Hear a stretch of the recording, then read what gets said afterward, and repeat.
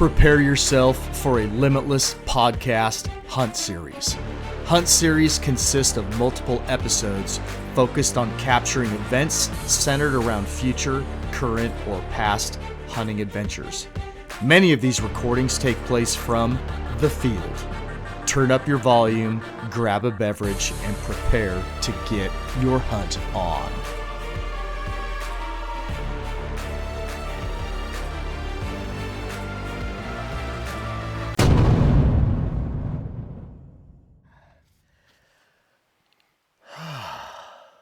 You always start with a big sigh.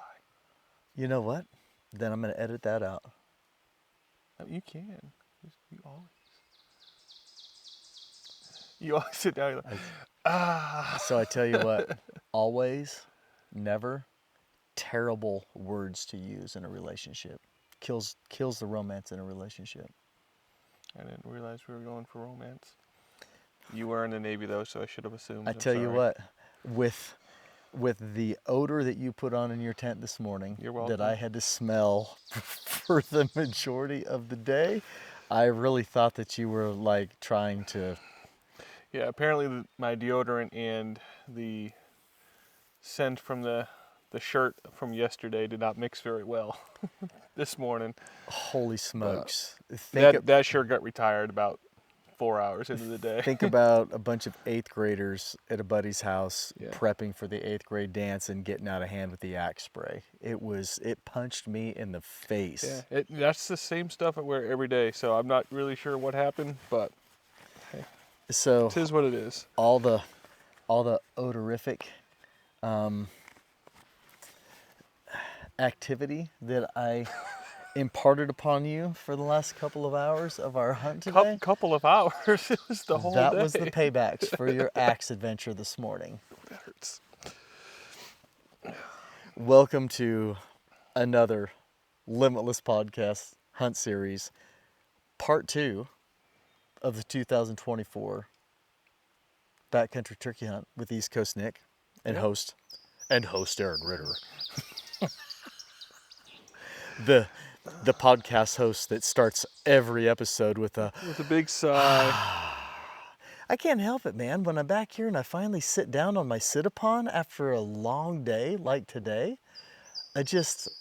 one thing hits and it just pushes all the air right out. It just happens. Mm-hmm. So we're gonna do something a little bit different for this for part 2 of this hunt series. We're gonna invite you guys on a dinner date with us in camp. So we've already set the stage a little bit. We did get a little bit comfortable before your arrival. Boots are off, insoles are out, leg paraphernalia is off. Things are relaxing, airing out, feeling good. You know, we're wiggling our toes. That's just so strange looking. That's an image I won't get out of my head. Oh, that's great. And we figured that since we've got to cook dinner, we may as well cook dinner with all of you. So we don't know what you're having for dinner or what you're having while you're listening to this episode, but we're about to bust out the jet boils, #JetBoilLife. Yeah. And let's have some meals. Let's have some dinners. Yeah, so we earned it today. We did. There's discrepancies in some of our GPS trackers, but the Garmin InReach said we did over 7 miles today. Mm-hmm. And at one point, you have a bachelor's of engineer, nuclear engineer. What's your bachelor's in? Mechanical. Bachelor's in There's the problem. The Bachelor of Mechanical Engineer, is it with an S going? or no S? Anyhow, probably Go ahead. probably not relevant, right? Continue. But I'm wondering where this is going. At one point, he said, it is further in elevation than it is in distance. Still works. Doesn't. And I are an engineer, and that is perfectly fine. It doesn't. My degree is in engineering, not in English, and any other engineer would have understood what I said. And you did say further in elevation than distance, right? I believe that was correct, yeah. I believe that's what I said. I think that's what you said. I thought that was kind of interesting, how it can be further in elevation than it is further in distance. Still technically correct. because from point A to point B is the distance, whether it's elevated, flat, a decline, an incline. Z rather than X. How's that? Around the nose of the ridge. I mean, when you go past the old service station that isn't open anymore and you see the right-hand turn, don't take that one. You're going to go another mile down the road until you see that broken fence line that's on the left. You're not going to go through that. You're going to go just a little bit further. It's probably 200-300 yards. Then you're going to see that gravel driveway on the right. You want to take the one directly across from the left. It's roughly probably like 2.5 miles down the road. But if it was on an incline, I'm not sure it would be like 3. If it was on an incline, it would be 3 because it's further in elevation than it is The in distance. hypotenuse is longer, yes. I love it. I love it. It's one of those days. As Nick the Great would say, community college wins. So anyhow, hey, and on a serious note, what are you having for dinner? I'm not sure what's at the top of my bag. Oh. We'll need to see. Okay, well, I don't know what I'm having. This is like Santa opening his sack right Every now. night. Yeah, yeah. Eat your heart out, Al Quackenbush. We've got Santa's sack.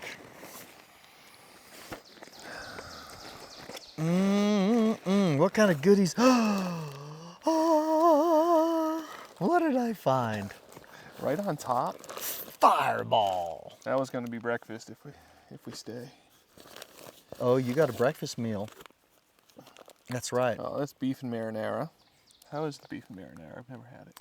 It's okay. It's not my favorite one. It's good if you know you're going to be someplace for a long time and you need a meal to mix it up. The beef marinara is the one that I mix it up. Venison casserole? That sounds pretty good. The venison country casserole is pretty good. Oh, wow, that fireball is really good. We're going to do venison country casserole tonight. Okay. So, I'm looking at beef chili mac with cheese. That's probably what I need right now. To accompany the beef stew I've been sharing with you all day long. It's been terrible. And then spaghetti squash sausage marinara. This is the cat's meow. I'm not a spaghetti squash person. I'm telling you, this is super bueno.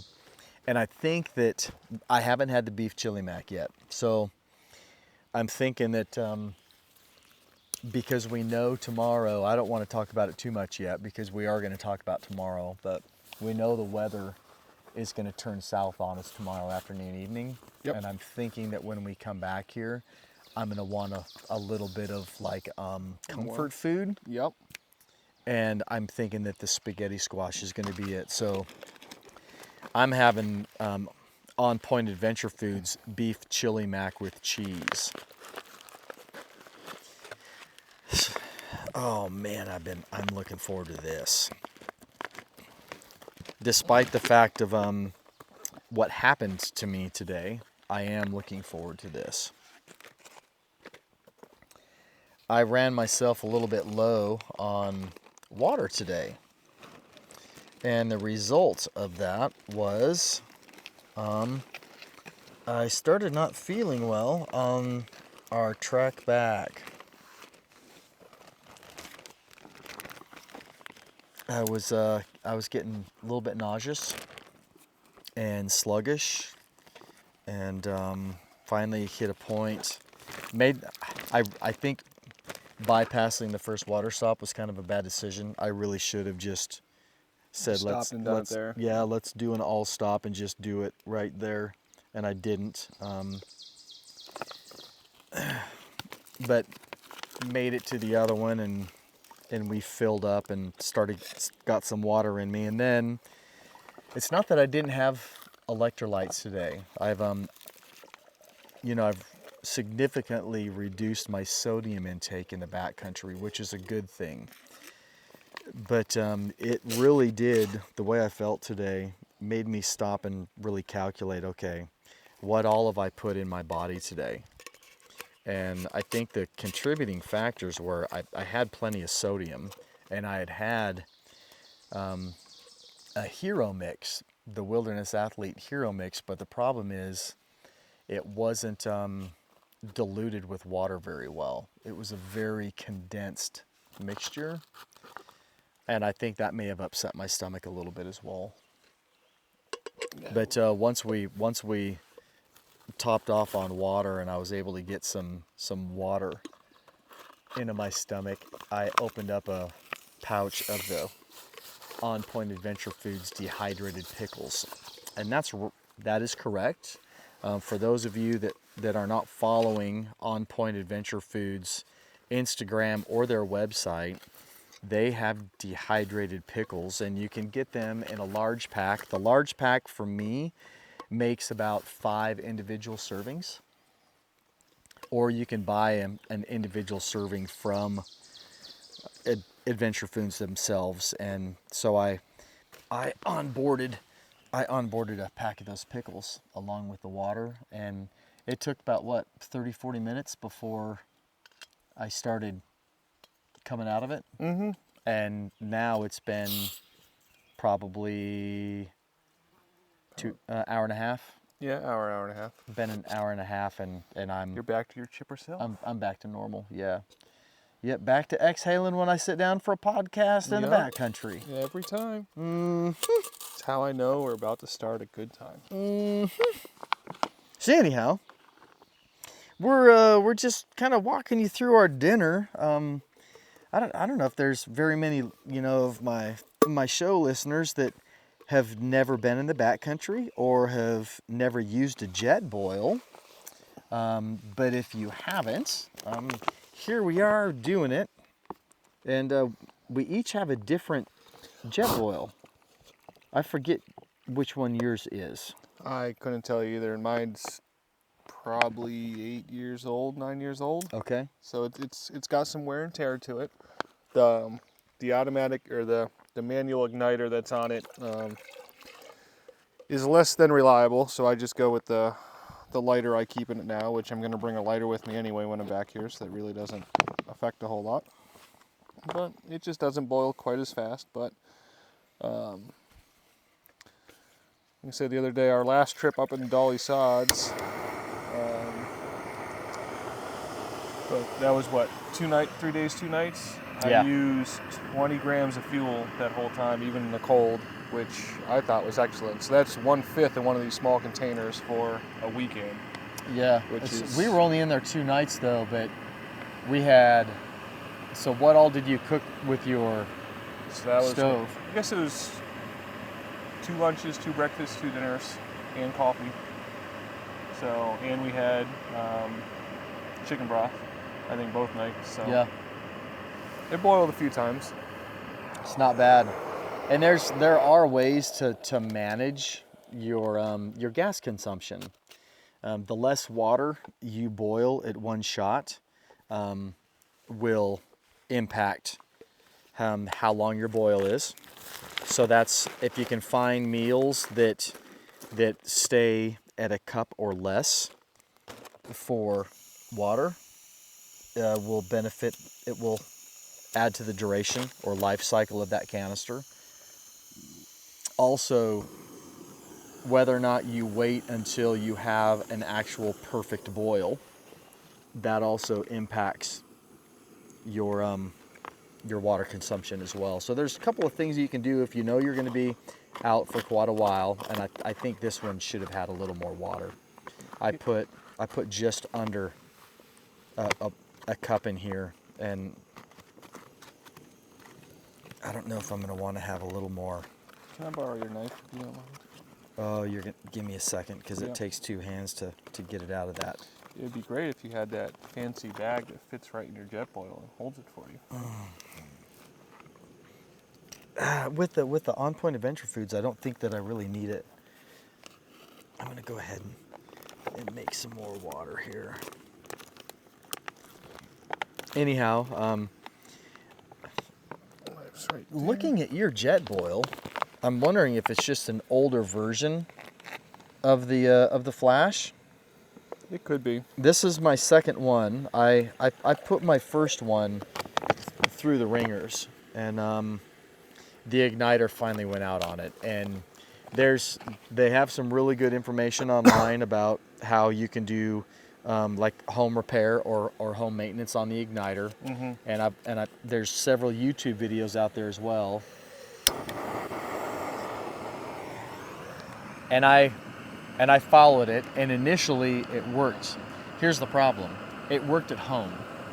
So when I first fixed it, it worked at home. So then I packed it, and then when I pulled it out to use it, thankfully it was just on a snowy morning hike with Tara, and all we were using it for was making coffee. Yep. It wasn't a big deal. And I carry a lighter, so you can always hit these guys with a lighter and they're going to work just fine. It's just, I carry a jet boil flash so that I don't have to worry about manually lighting it. But for the most, so I bought a second one, and now that might be a little too much water. We'll see what happens. But they're, all in all, they're very reliable. And like you said, if you manage your gas correctly, you can get days out of a canister. And we probably are a little more liberal with our stove use as well.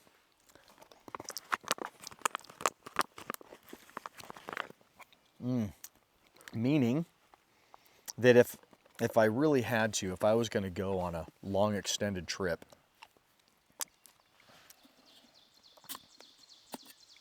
and I didn't want to pack multiple canisters, then I would probably cut some of my Cold breakfast, cold lunch. Yep. I might not do the quinoa bowl in the middle of the day. I might look at a coffee substitute. It's like, okay, what's more important to me? A hot cup of coffee in the morning, or do I have that hot quinoa bowl in the afternoon? And I think part of that would depend upon what time of year it was, where I was going, because that hot cup of coffee is great. But at the same time, that hot quinoa bowl or ramen is great in the afternoon. So if it's a summer adventure, or if it's like a September elk hunt out west, looking at your temperatures, if your temperatures are ranging 50 or 70, that morning cup of coffee is probably more important to me than afternoon quinoa, because I'm probably going to be hot and sweaty anyhow. So eating hot quinoa isn't as important as if it's a November, December pack-in trip. Yep. Where you're cold. Which obviously hot cup of coffee is nice as well, but something that a lot of people are not aware of, hot coffee is not a quality source of warming your core, because caffeine is a dilator and it makes you pee. So you are flushing fluids out of your body when you drink coffee. That's why it's better if you need a warm fluid for rewarming and hydration, just drink warm or hot water. But it tastes delicious. It tastes delicious. But it tastes delicious. Yes. There's always the but, right? Yeah, no, we do a lot of chicken broths. I bring several of these little packs every trip. They're just the no or low sodium, sodium free chicken broths. Yep. And those are great too when it's cold. They are. You need something to warm you up. You got a little flavor to it. So I think we've talked about this in previous podcasts, but we can talk about it again right now. One of the big complaints about stoves that run off of these little disposable canisters is after use, you don't know how much gas is left, which you can figure that out by you can weigh it and figure it out. Putting it on a gram scale. But then also it's like, well, now I have 3 or 4 different partial canisters. I don't want to have to pack them all. Yeah, if I had a canister with 30 grams left, I'm not bringing that for a weekend trip. Correct. And we both had 5 or 6 of those canisters sitting at home. So with a little bit of internet research, and you can go to Amazon, there's multiple companies out there that make a valve transfer device. I mean, it's small. Yeah,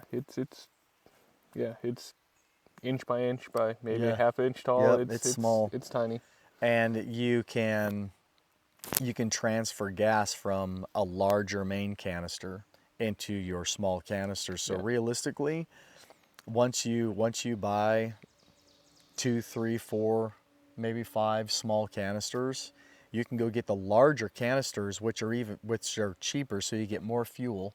The larger canisters, relatively cheaper. They're more expensive. The 600 grams, I think, are 3 times the price of 100 gram. Yeah. It's price per gram for gas when you buy the larger canister. so it's much cheaper. better. And so then you can just do your own gas transfer at home, and you can super simple to do. Just top off all of your canisters. Yeah. You just gotta be mindful, not overfill them, but you just throw them in the gram scale. If you do overfill them, you can just reverse the process. Correct. And dump some out. So Correct. yeah, I've done that the last 2 trips, and like this one was only down 20 grams, but I had the stuff out anyway, so I just topped it off before this trip. But yeah, the brand that I have, their catchphrase is "never pack a halfie." So you literally never have to grab a canister from the shop or your gearbox or wherever you keep all of your jet boil canisters and give it the shake. Be like, do I have enough gas in here for this weekend trip or however many nights I'm going in? You weigh it and or you top it off with your little gas transfer device. But yeah, I mean, from our dirt bike trips, I had probably 10 of I think they're the 250s and the 400s, which don't fit inside of these, so they're kind of a pain to bring back here. And I've just been using those. I've yet to buy more gas in, the last 3 adventures because I'm just going through my old cans and topping them off. So works well. It does. Ooh, pardon me. It's not polite to yawn at the dinner table, is it? So, we had an early morning, 3 o'clock. 3 o'clock, yeah. Alarms went off. We planned on leaving at 3:30. We left at 3:39, I think, 3:40. And we had what we thought. We thought we had about 2 miles to go. It ended up being over 3 miles. And we thought we could do it in an hour and a half. And it's just overgrown and nasty. And we're trying to be quiet. And we did the first portion of it under red light, and our plan was to get 2/3 to where we were going, shut the red lights off, and then go in under the cover of darkness. And what we ended up doing was we realized that this plan is failing miserably. So the key there, when you're hunting, if your plan is not working, then do something else. Yeah, evaluate it and figure something out. So we just said, hey, you know what? It's going to start we're like 30 minutes from legal shooting light. Yeah, we were an hour and a half into our hike, and we were a little over a third of the way there. Yeah, we had a few steps left in us before we got to where we wanted to go. So we decided that, hey, let's just shut these red lamps off. We're just going to find a spot where we can sit down. That if we started calling, if we needed to start calling here, we could kill a bird right here. And so that's what we did. And we settled in and waited for the sun to come up. And you got a nice little nap in. One of us took a nap. Yeah. And didn't hear any birds gobble in the morning. We did bust a bear on the way in.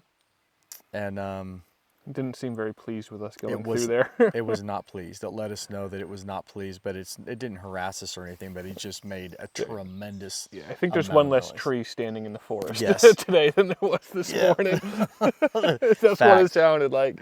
Yep, fact. And then we finished our walk under daylight, and it was a really good choice. I think it was the right thing to do, because that walk, it's a tough walk in the daylight when there's not this greenery everywhere, so you can't actually see what you're stepping on. It's essentially a rocky riverbed the whole way up, just covered by leaves, so you rarely have a good footing, and now you can't even see what would kind of help you because it's covered in all the nettles. So it was a smart decision to make, but it ended up, so we stopped for breakfast right before we climbed up into the draw. That's right, we did. And that was about 45 minutes. But leaving, I mean, if we take that out, we were still over 4 hours of hiking to get to that spot this morning. It was nasty. Yeah, it was just a rough walk. And the reasoning behind stopping for breakfast, by the time we got to that point, it was around 8 o'clock in the morning. Mm-hmm. And what I've experienced a lot turkey hunting is around 8 o'clock, 8:30 in the morning, maybe up to 9 o'clock if you're lucky, the birds stop gobbling. They come out of the roost gobbling, they hit the ground gobbling, and then by sometime between 8 and 9, they go lockjaw. And so my thought process behind it was, hey, we either stop here because of what time it was. We got down near the creek bed on the opposite side of the canyon, and we had a very quiet oatmeal and cup of coffee. And then we packed up all of our stuff and we started climbing up the drainage to get into this oak draw that I'd found during hunting season last November. And that's when we started the debate of whether elevation or distance was longer. And it was a climb, man. Yeah. So we were originally going up kind of the drainage itself, kind of staying just off to the side of the water run, which was dry, but it was still rough. Big rocks, just rough. Couldn't really walk in it. And at one point, we had a few hundred more yards, and it was, do we just keep kicking ourselves trying to get up this, slipping, or do we just turn and go up? It was at least 30 degrees, if not 45. Mm-hmm. We were both slipping on the way up. It was steep. Or do we just go up that for maybe 75 or 100 yards? And that killed most of the elevation that we would have to do. So we decided to do that. It let us check out another spot too, which was kind of nice. It found a beautiful, beautiful spot. Yeah, another nice little oak opening, surrounded on three sides by mountain laurel, but beautiful flat spot right at the edge before it starts to drop off. So we got that marked, and then we started just working our way, kind of side hilling from there, which was, I think, still a whole lot better than trying to climb up that draw. So yeah. This chili mac is ready.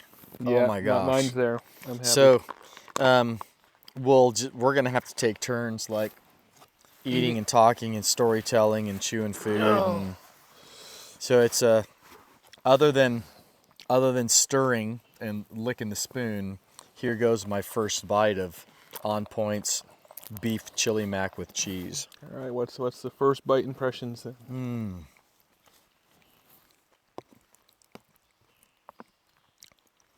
This is good. Yeah. Yeah. So here's what I'm finding.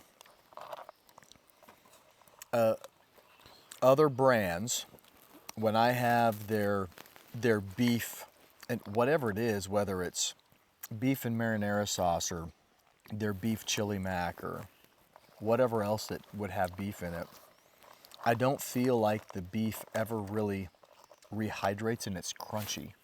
Mm-hmm. This is not. This is tender. It's good. And I mean, this is when On Point makes this food at their house. Now they're a certified kitchen.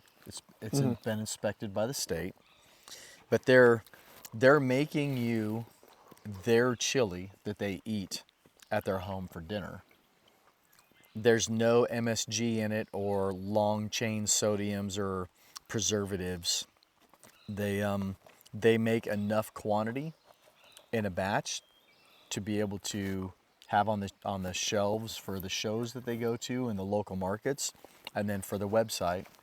But pro tip for all the listeners out there, if you want to try or use On Point Adventure Food for your fall adventures in the backcountry or on hunting trips, whatever it may be, don't wait until August or September.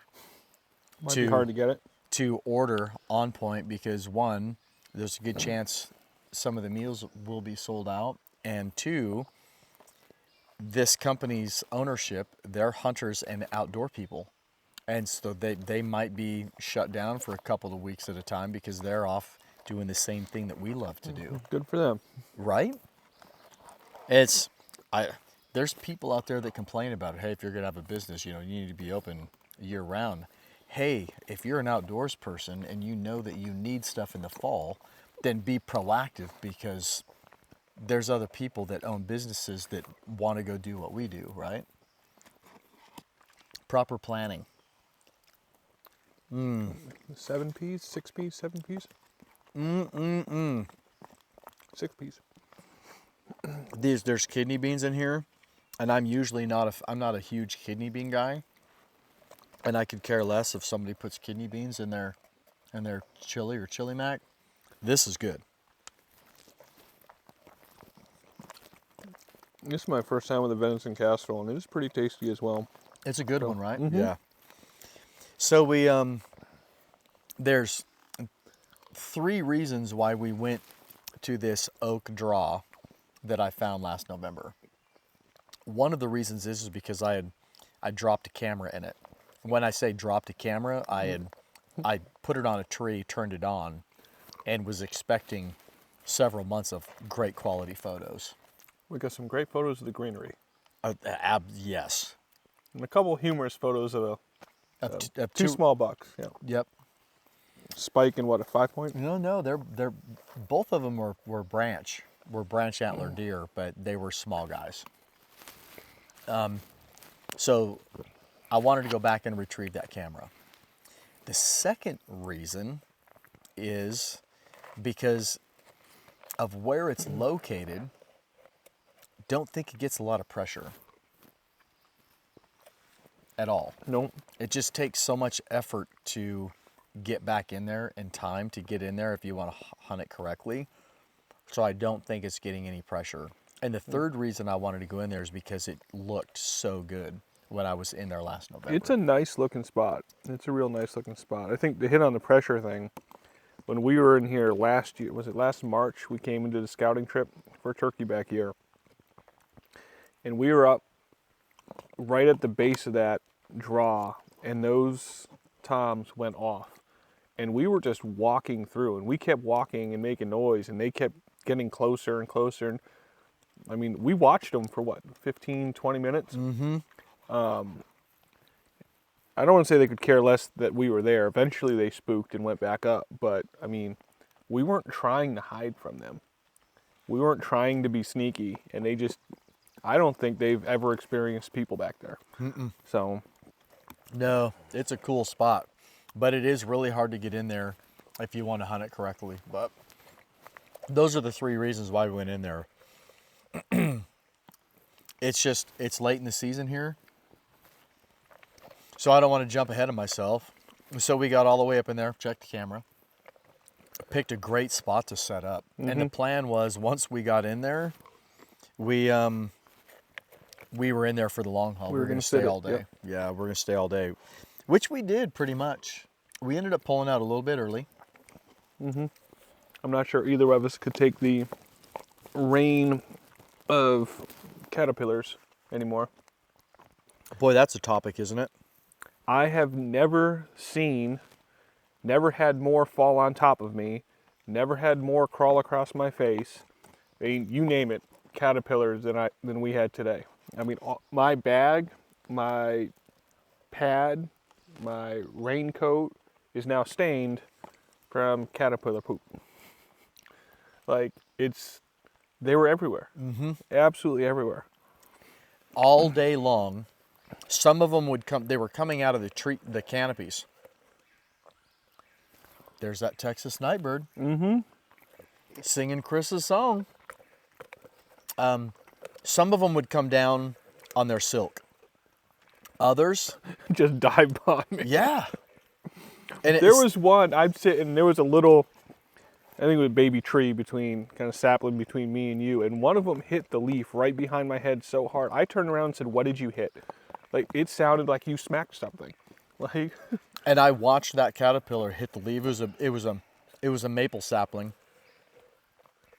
And it hit the leaf, and it landed like a cat on its legs. Of course. And then just kind of reared up and started looking around. Went about its business. Yeah, it's like, yeah, that just happened. All day long, it sounded like raindrops were falling out of the canopy of the trees, and it wasn't It was a clear sky. residual moisture from a rain. It was caterpillars Yep. falling out of the trees. It sounded like a shower most of the day. And it was just caterpillars. It was nonstop. And so this doesn't really capture the volume of caterpillars that were on us, but at one point I looked over at my shotgun and I had 11 caterpillars crawling on my shotgun. It was all day long. They were crawling over the edge of the bill of my hat. They were crawling down the arms and across the frames of my glasses. It was nonstop. It was neat and really annoying at the same time. Yeah. Very annoying. It'd get right on the outside of your face cover there, right above my ear, and it almost sounded like they were scratching or trying to chew into it. And it was way louder than I expected it to be. It's like, well, this is really annoying. Yeah. So, but yeah, so we set up there. We got in, around 10 o'clock? We got in there. 10:30. Sat down, got set up. No. I sent the first call at 10:30. Well, yeah, you got the decoys put out. I mean, it was a nice little setup, nice little area. Great shooting spot. I think we could use a little more front cover just because we were at pretty much the bottom of the draw, or the canyon, whatever you want to call it. But it was a killer setup. And it was quiet all morning. So what, about 12:30, we said, okay, we're gonna have a quiet luncheon place because I think both of us were getting a little hungry. We did that, closed that up, and then you just started hammering them again. It was what, maybe an hour later when we heard the only bird of the day? 2:30. It was right about 2:30 that we got busted. Never saw him.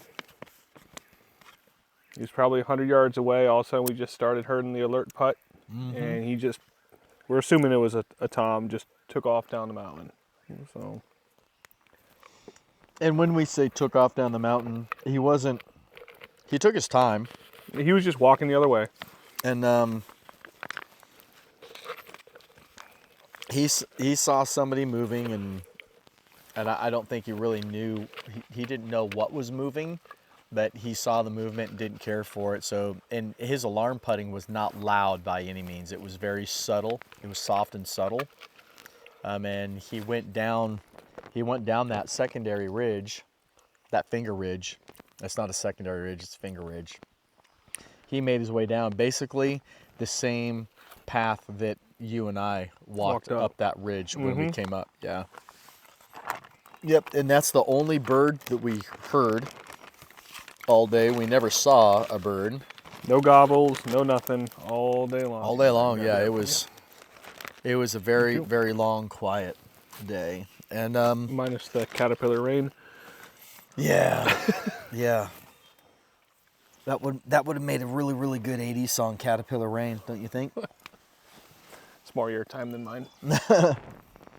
I was here, but I wasn't remembering a whole lot. So I asked Nick what he wanted to do. Originally when we went up in there, the plan was we were gonna stay in there until dark, or until like roosting time, and then we were gonna make our way out. But I think both of us realized that would have been a miserable walk back. It would have. So I've done it in 2 hours. Because in November, my final sit until dark, when muzzleloader season was up in there, and then I walked back to camp under darkness, and I did it in 2 hours.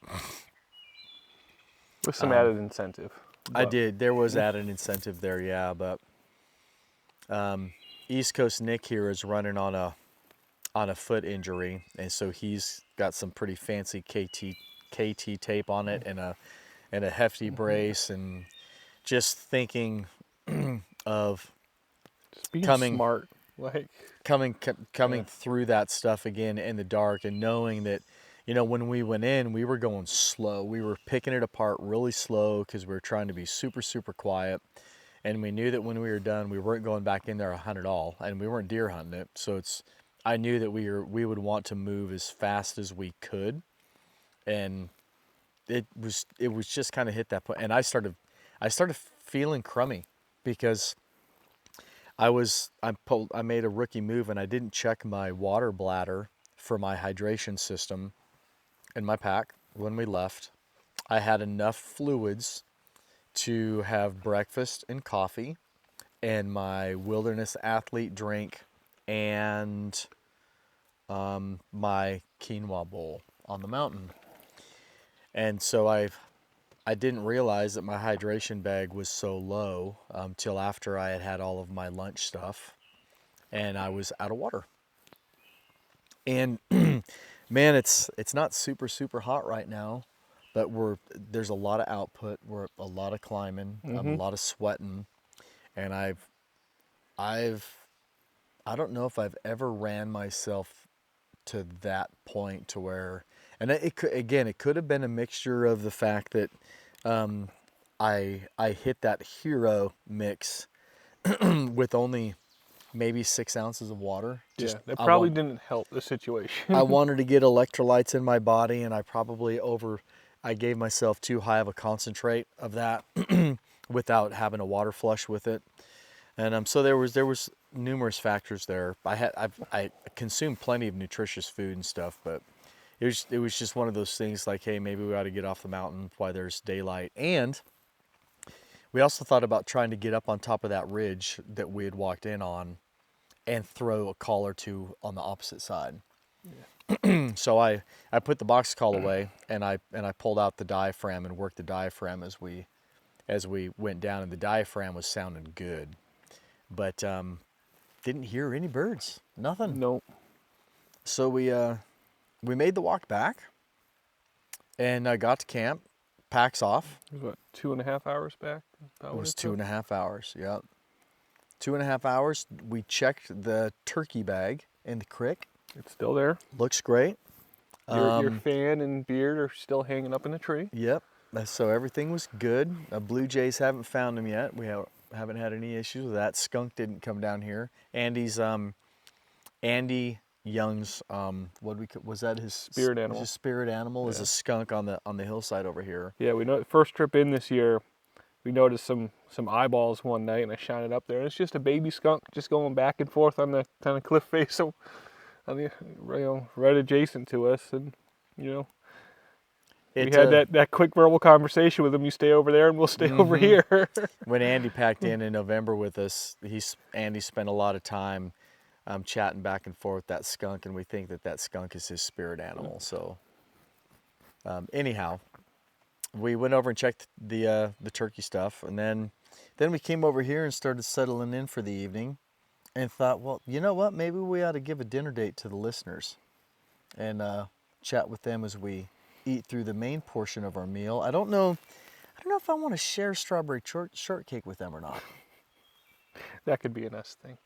Yeah. That'd be cute. I don't think I want to do that. We are going to have strawberry shortcake, and that's I think the desire for that's really starting to hit. But we got back in. Like I said, hadn't heard any gobbles all day. We sit down. We're just about to turn the camera on, and I hear 2 gobbles way up the hill behind camp, and that's all we've heard all day. Yep. And when they were way up there, so at least I heard a gobble. That made me feel a little happy. Originally, weather for tomorrow was supposed to be a complete washout. Latest forecast says it's supposed to start raining between 2 and 4, so we should be able to get a solid morning hunting before the weather turns south. So I think the thought process, we're going to try to get up bright and early, get up, sit on their walk path down the hill, and just see if we can ambush them. Oh, Bless you. Yeah, so see if we can't pick one up in the morning. But it got dark on us. It did. Yeah. It was late then. Try to shine a little light on this for you YouTubers so you can see our happy faces. 8:40 already. Yeah, it went by quick, didn't it? It's past my bedtime. Yeah, so tomorrow we have a game plan for tomorrow and see if we can't get something before the showers really hit. I don't think we're gonna. Well, what? Tomorrow's night's not supposed to be bad. Saturday, they're saying, I think 0.6 now. So a good amount of rain on Saturday. So I'm thinking that if we don't fill your tag tomorrow, that might be. Yeah, it. I don't feel like being out here in some pouring rain because the birds aren't going to be moving. They're barely moving anyway. You put a pouring rain shower on them. That's not a shower. It's 100% chance of rain with It's gotten better. It's gotten better with over half-inch of rainfall during that period. This morning they were calling for over an inch of rain on Saturday. So we'll see. We'll see what tomorrow brings. Who knows? We may end up entering into a forecast. You know, we're blessed with an extra morning and early afternoon of no rain. You know, originally today was going to be it. So we've been blessed with some additional sunshine time to hunt in the morning, and maybe we'll get blessed with either we get blessed with a turkey first thing in the morning, or we get blessed with another weather change and we have a full day of what we experienced today, and we'll be up on this other ridge, and who knows, you know, maybe we're gonna run into some birds up on that side. We'll you don't know until you get there and give it the old college try. They just gotta walk by. So it only takes one. It takes one, and Saddy's fatties, and it's already worked once this week. So that's a fact. Hopefully we'll get to make it work twice. That's a fact. So, Will, is there anything else that we want to talk about? You want to hit your sponsors? Yeah, we can. Yeah, we probably should, right? So again, no listener codes in this episode. In fact, you probably won't get the actual listener codes in this entire hunt series. But what I do need to do is thank our sponsors, and that would be Hunting Day Coffee, On Point Adventure Foods, Vortex Optics, Wilderness Athlete, The Love Sauce, Phelps Game Calls.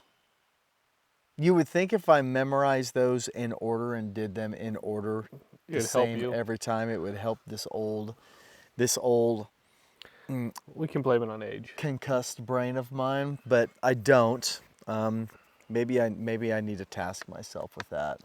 But hey, we get you as listeners get some pretty significant discounts across the board with those companies. Please go to their websites, check them out, hit up episodes that have those codes, and utilize them because they are for your benefit. And again, you know, I'm out here using. I have Hunting Day Coffee with me in disposable, biodegradable pour-over bags. I have On Point Adventure Foods out here with me. I have Wilderness Athlete out here with me. I have Phelps Game Calls out here with me. I have Vortex Optics out here with me. The only thing that I don't have out here is the Love Sauce, and I'm thinking about incorporating the Love Sauce into my quinoa bowls for lunchtime when I come out here. I'm going to take some of the Love Sauce, hot sauce, and put it into the mix before I dehydrate it. And then I'm going to have them all out here when I do backcountry. So I pursued those companies for you guys because I 100% believe in those companies. So they've provided codes again for you. When you use those codes, I don't receive any kickbacks for them at all. It's purely for your enjoyment and your use. So I guess that's it. I don't have anything pressing that I really want to talk about. I don't think. No. So up bright and early tomorrow. Hit it one more time. Yeah, hit it one more time. All right. Well, hey everybody. As always, be limitless.